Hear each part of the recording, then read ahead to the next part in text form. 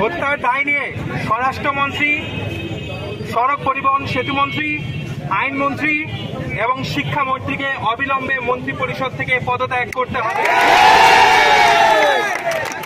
ঢাকা সহ বাংলাদেশের যে সকল জায়গায় সাধারণ নাগরিক এবং শিক্ষার্থীরা নিহত, আহত এবং আক্রান্ত হয়েছে, সেই সকল জায়গায় আইন শৃঙ্খলা রক্ষার কাজে যারা নিয়োজিত ছিল তাদেরকে ব্যর্থতার দায়ে অবিলম্বে সেখান থেকে প্রত্যাহারের দাবিও জানানো যাচ্ছে।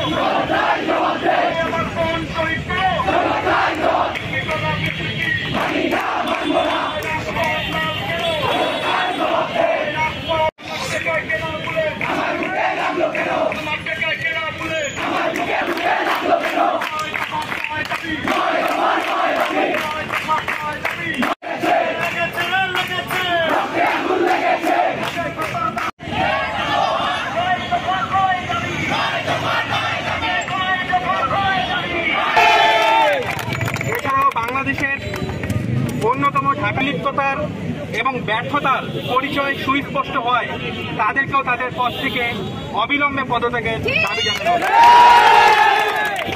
নির্বিচারে গুলি করেছে এবং সাধারণ শিক্ষার্থীদেরকে আক্রান্ত করেছে, তাদের বিরুদ্ধে হত্যা মামলা দায়ের করে অবিলম্বে আটক করার জন্য দাবি জানানো যাচ্ছে।